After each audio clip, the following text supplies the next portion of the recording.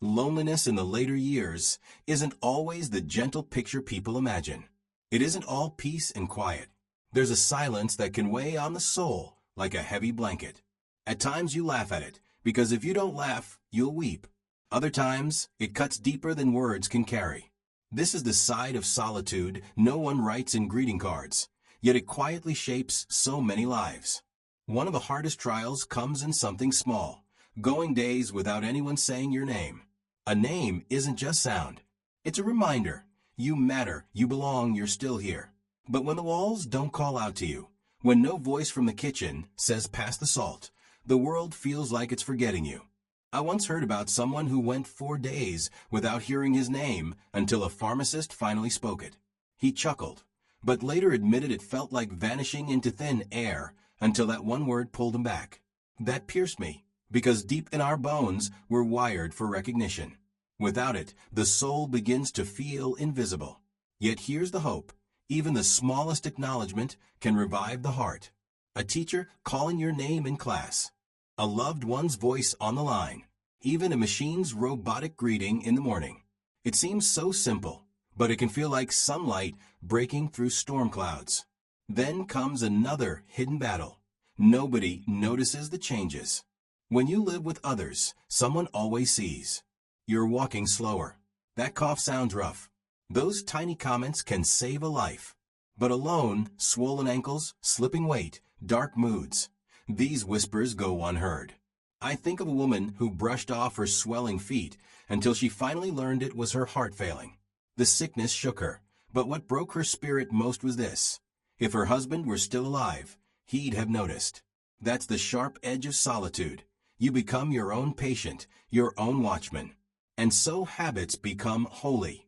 Jotting notes in a notebook, checking the mirror, snapping a weekly photo. They feel strange, but they guard your life. Because if you live alone, the first defense for your health is you. And if you don't pay attention, no one else will. Memory brings its own trials. When no one's around to say, yes, you already took that pill, or, no, the stove is still burning, you wrestle your own mind.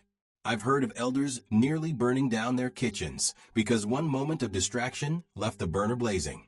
If my wife were here, one man confessed, she would have caught it. But she wasn't. It was him and the smoke alarm in a shouting match.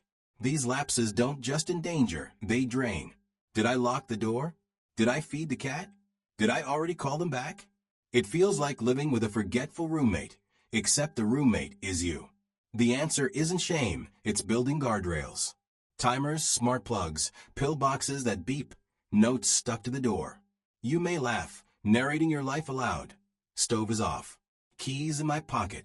But your voice becomes the witness your memory sometimes won't be. And when you live alone, the smallest stumble can grow into a mountain. Drop a jar, and suddenly it's a battlefield of glass and aching knees. One woman slipped cleaning spilled juice, and for 10 long minutes she lay bruised and helpless, praying someone might hear. The fall was painful, but the silence was worse. That's the arithmetic of solitude. What 2 people fix in 5 minutes becomes a drawn-out trial for one. Accidents don't ask permission. They come uninvited. And wisdom means preparing. You carry your phone, even for small chores. You wear the alert bracelet you once swore you'd never touch. You put up grab bars, lay non-slip mats, keep essentials within reach. Not because you're frail, but because you're wise. And then there's the silence. Silence that isn't peace, but a roar louder than thunder. Every creak in the hallway, every groan in the pipes, every shadow on the window feels like a question. If someone were there, you'd laugh it off. Alone, it breeds doubt. I've heard widowers admit the nights grew louder when their partners passed. Locks check 3 for times. Not because of burglars, but because of the whisper, what if? So humor becomes armor. You talk to the house. All right, ghost, keep it short. I've got chores tomorrow. You scold the fridge like an old friend. It may look ridiculous, but it works. And small tools help. Motion lights, door cameras, a quick glance at your phone to see it's only a raccoon. Peace doesn't come from silence. It comes from truth. But the greatest weariness may be the slow rusting of our social muscles. Conversation, laughter, the rhythm of community. It's strength. and like any strength, it fades if unused. Skip one coffee outing, then another. Before long, small talk feels like climbing a hill. I knew of a man who stopped calling his friends for a year, not because he didn't love them, but because he felt out of shape socially. When he finally reached out, within weeks they were laughing again like no time had passed. It took courage. It took breaking through the rust. Yes, you might overshare or ramble about cucumbers. But most don't mind. They're just glad you reached out. Social strength doesn't die. It just gathers dust. And the cure is use. Start with a text, a short call, a hello to the cashier. Step by step, the rust wears off. Living alone, time itself loses its edges. Days blur into one another until Monday looks like Thursday, and holidays sneak past unnoticed. I've read of people who only realized it was Christmas Eve because the mail didn't come. Yet, even in the blur, humor keeps us steady. You think you've had a busy day, only to realize you watered the plants twice. At least the plants are thriving. And here lies the remedy. Anchors. Market day, walk day, pancake day. Small rituals cut sharp lines through the fog, and life takes shape again. And decisions, every one of them rests on your shoulders. From what to eat, to whether to fix a leak, you are judge, jury, and witness. Some laugh at the bargaining they do with themselves. If I cook chicken tonight, I earn dessert tomorrow. It's like living with two stubborn roommates, both of them you. That's why a decision buddy matters. A sibling, a neighbor, even a group chat where you toss a quick blue curtains or beige. Sometimes you don't need advice. You just need another voice in the room. But sickness reminds us how fragile independence really is. Freedom feels strong until one flu, one broken bone, turns it into a rope over a pit. Taking out the trash, cooking, even showering. Suddenly, they're mountains. One man said his most frightening moment wasn't the fall that broke him, but the thought, what if no one had found me? And so pride bows to preparation. A neighbor's knock, a child's nightly call, the medical alert pendant you once mocked. These become lifelines. Pride won't catch you. Systems will.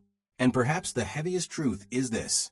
It's easy to feel the world has moved on without you. Invitations fade. Family rushes in their own storms. The cashier doesn't look up. Technology sprints forward, leaving you standing still. You shift from main character to background noise.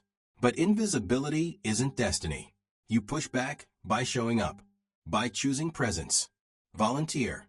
Speak up in line. Wear the flamingo shirt. Tell your stories, post your photos, demand to be seen. Humor helps too. When a teenager calls you sir or ma'am like you're a relic, grin and answer, that's right, and I've got more stories than you've had hot dinners. Step into the light. Because here's the truth.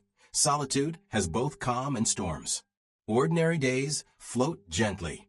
But holidays, birthdays, anniversaries, they pierce with absence. Cinnamon rolls replaced by instant coffee. Off-key birthday songs replaced by a text message. Anniversaries whispering, remember? And yet, even here, resilience rises. I heard of a man who bought his own cake and sang to himself. He admitted it felt odd, but also comforting. That's not just humor, it's courage. It's proof that joy doesn't always come knocking. Sometimes, you've got to open the door and invite it in. So hear me now. These truths, some sharp, some tender, don't have to break you. They can shape you. They remind you to care for your health, guard your connections, and keep laughter alive. And if these words stirred you, don't leave them in the shadows. Share your story. Lift your voice. Refuse invisibility. You are not forgotten. You are seen. And there's still goodness waiting just ahead, with more days to laugh, to love, and to live with courage.